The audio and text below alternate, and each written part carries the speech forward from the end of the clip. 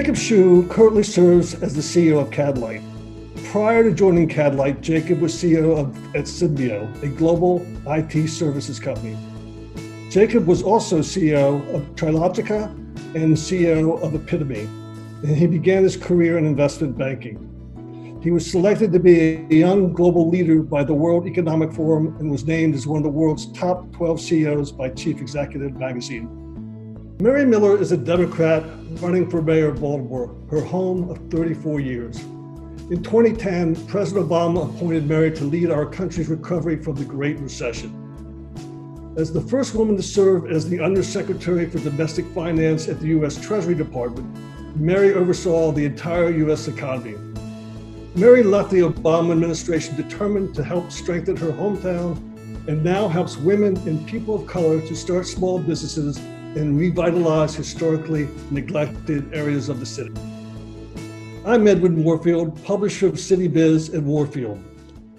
I'm honored today to host an interview between Jacob Hsu, CEO of Catalyte, and mayoral candidate Mary Miller on economic and workforce development. Hello, Mary. Great to see you. Good to be back. Thanks, Jake. Inclusive growth is clearly a big part of your platform. It's an issue that I care deeply about. What does that mean to you? How do we make that happen? In Baltimore, we've left way too many people behind. The city has almost 1 in 4 residents living below the poverty line, and that has not changed in decades. We've done a poor job of educating our children, of providing good jobs and opportunities for high school graduates who may not be going on to college. We haven't done a good job with affordable housing in the city of Baltimore. And most importantly, we've done a very poor job of public safety, and people don't feel secure in our city.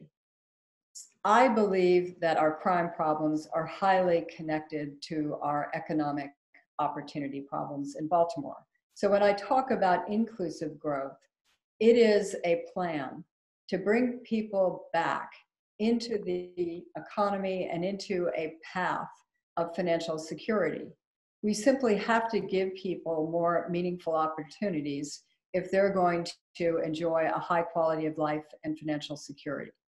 In Baltimore, that means over-investing in the parts of the city that have been so neglected. We have a very shameful history in Baltimore of redlining, where we denied credit to certain neighborhoods and homeowners in Baltimore. We need to correct for that. And it's time that we go back into areas that have not seen the benefit of investment and make that our top priority. And I think this moment in time, as we try to recover from the coronavirus, gives us the very opportunity to be much more intentional about our investment patterns and who we are reaching. There's broad distrust of city government, and there's a sense that there's a winner-take-all practice in Baltimore where certain areas always benefit and others don't. We need to change that, and that's what I mean by inclusive growth.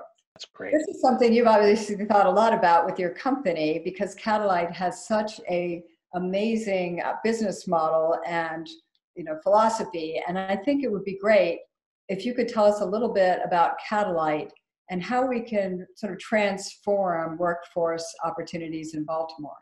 Well, Catalight has been hammering away at this problem of inclusive growth for almost 2 decades now. And really the business, the company was built on this premise that talent and ability is evenly distributed, even if opportunity hasn't been. So the key to understanding what we do is to understand that, what we're really doing is finding people who have potential, and we're giving them opportunity, right? It really is based on this idea that everybody has abilities, everybody has talent. In fact, the mantra of our R&D team is that everyone is a superhero. We have to help them discover their superpowers. Right? And so the core of this is that, people ask us, why did we start with software engineering? Right? Our business is based on taking people from all walks of life, people who've literally been retail workers, food service workers, baristas, construction workers, and also, by the way, doctors and PhDs. Right? We're looking at sort of a wide swath of the population, and we're looking for people who actually have this aptitude, who want to be retrained into jobs in engineering and technology. And what we do is that we actually find them using an online screening. In fact, we don't want to know anything about a candidate prior to them taking our online screening. You can go to our website today, sign up to take this, what looks like a test, and as long as you score high enough, you're in. We actually then bring you into a full-time training program where we're putting you through the equivalent of a 2-year computer science degree in just 6 months. And at the end of that, we hire you, right? You're hired, you're brought on essentially as an apprentice for 2 years.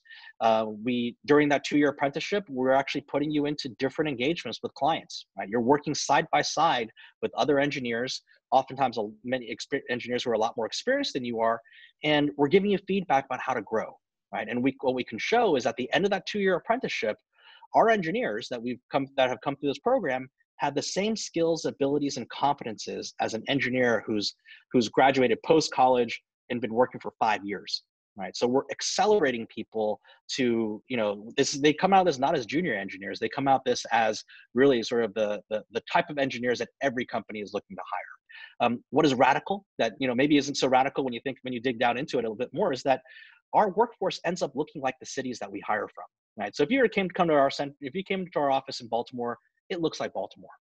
And the last thing I'll sort of say is that when you look at sort of the ultimate impact, we look at success of that individual.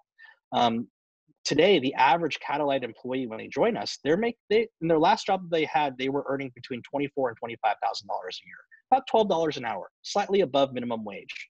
Within 5 years, the average salary that our employees are making is $98,000 a year, right? So they're getting a 4 times income uplift in just 5 years. I'm just curious. I would imagine thinking about government, we probably often go outside to outsource the kinds of work you're talking about. And it then gives the benefit of that to maybe people who don't live in Baltimore or who are more costly than the people that you're training to put into these jobs. Is that a fair statement to make? Is that an additional benefit that we get from this? That's a great question, Mary. And I can tell you that was one of the biggest surprises for me coming to town. When I came out to Baltimore 4 years ago, I thought, wow, this model is great. This company is fantastic. This should be right up the alley of government, right? This solves every problem you hear about, right? You hear from the government, you can't find talent, you can't find engineers, you can't find cyber, et cetera, right? And then I started going into some of these big agencies, and I was shocked to find that, a lot of these groups, government is importing talent into Baltimore. Both talent from other states, but also talent from overseas, where we're bringing in to actually do work that could actually be done by local Baltimoreans. And I can tell you that on average, it costs the city probably 4 times more. It costs our government 4 times more to import people here than to frankly give opportunities to local Baltimoreans, retrain them, and deliver that work. But I'll tell you that the reason why that happens is, again, it's legacy issues, right? It's not intentional, and I certainly am not saying that this is sort of an intentional outcome. But the reality is that we, as a society, have grown so accustomed to pedigree, right? Where'd you go to school? Where'd you work before, right? What certifications do you have? These are shorthands for really sort of just determining whether or not a person has abilities to be high performers. The reality is those are very weak signals, right? Where a person went to school, where they worked before, actually there is correlation, but they're fairly weak signals, right? The Catalyte model, what we've done is that we use technology. If you think about your typical resume, you might pick up 4 or 5 signals, right? 4 or 5 things that you might determine whether or not a person might have this ability. We are picking up on close to 600, right? Through our screening, we're looking at about 600 different variables, 600 different types of attributes that will predict for success in terms of long-term careers.